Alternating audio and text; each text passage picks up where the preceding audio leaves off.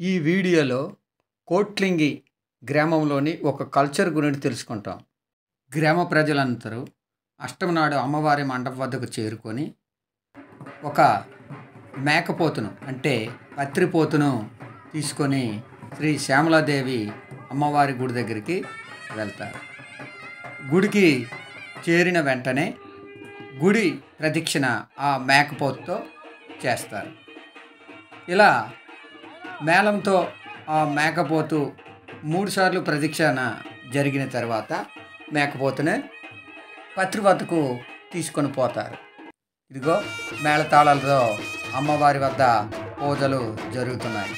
ఇదే ఆ శ్యామలాదేవి అమ్మవారు, దర్శించుకోండి. తర్వాత బాగా పూజలు జరిగిన తర్వాత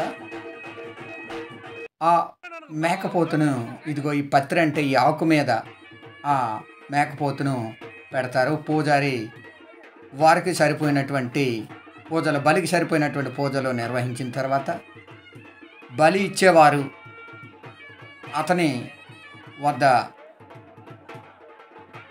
ఆ పసుపు బొట్టును తీసుకొని పెట్టుకుంటున్నారు, చూశారు కదా, వాళ్ళ సాంప్రదాయం అది.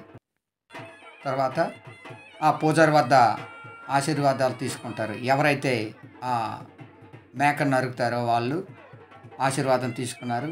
ఏదో పూజారులు మంత్రోచ్చారణ చేస్తున్నారు. పసుపు నీటి చెంబుతో ఆ మంత్రోచ్చరణ జరుగుతుంది, చూశారు కదా. ఇదే పత్రి. తర్వాత ఆ బలి ఇవ్వబోయే ఆ మేక చెవిటిలో ఏదో చెప్తున్నారు దేవత గురించి. ఓకే, ఆ కార్యక్రమం అయిపోయిన తర్వాత ఇదిగో బలి ఇవ్వడానికి కత్తిని సిద్ధం చేస్తున్నారు. బలి ఇచ్చే ముందు తమ తప్పు లేదని మొక్కుతున్నాడు ఆ నరకబోయే వ్యక్తి. ఒకసారి ఆ బలి మేకను నమస్కరిస్తూ ప్రజలను దూరం పెడుతూ ఆ దేవుని తెలుసుకుంటూ ఒకే ఏటతో చేసిన తర్వాత ఆకుకై రైతులు ఎగబడ్డారు.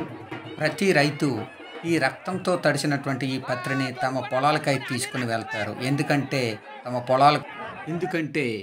ఈ శక్తి ముందు ఇచ్చిన ఈ రక్తపు ఆకులు తమ పంట పొలాలు వేయడం వల్ల రోగాలు రావని, ఇటువంటి చీడ పురుగులు ఈ పంటకు చేరదని రైతుల నమ్మకం. దీని చర్మము తీసిన కమ్మరవాడు ఆ చర్మాన్ని తీసుకుంటాడు. అదేవిధంగా దీని పొట్టిని ఆకులు తెచ్చిన వాడు తీసుకుంటాడు. అదేవిధంగా నరికిన వాడు తలను తీసుకుంటారు. తర్వాత గ్రామ పెద్దలు ఈరోజు నందమ్మ యాత్రను చేస్తామా లేదని ఆలోచిస్తారు. ఒకళ్ళు చేస్తామంటే చేయడానికి నిర్ణయిస్తారు, లేదంటే ఈ సంవత్సరం చేయొద్దని నిర్ణయం తీసుకుంటారు. తర్వాత ఈ మేక ఎంతకు తెచ్చాము అది ప్రజల ముందు ఆ రేట్ని చెప్పి, ఎవరైతే ఈ మేకను వేలంపాటలో అత్యధిక ధరకు పలికి తీసుకొని పోతారో వాళ్ళు వెంటనే డబ్బులు చెల్లించాలి. డబ్బులు లేని యెడల బంగారమైన అంటే గ్రామ కరాణి అంటే క్లర్క్ వద్ద, గ్రామం యొక్క క్లర్క్ వద్ద ఇచ్చి ఆ మేకను తీసుకొని వెళ్తారు. అప్పుడు వేలంపాట జరుగుతుంది. అత్యధిక ధర పలికిన వ్యక్తి ఆ మేకను తీసుకొని పోతారు. ఇంతటితో ఈ అష్టమి నాటి ఈ పత్రిపోతు యొక్క పూజ విధానం, బలి విధానం ముగుస్తుంది. ఇది ఎన్నో ఏళ్ళుగా వస్తున్నటువంటి సాంప్రదాయం. ఇది మీకు నచ్చినట్లయితే లైక్ ఇవ్వండి, నచ్చినట్లయితే ఒక కామెంట్ పెట్టండి, ఎందుకు నచ్చలేదు.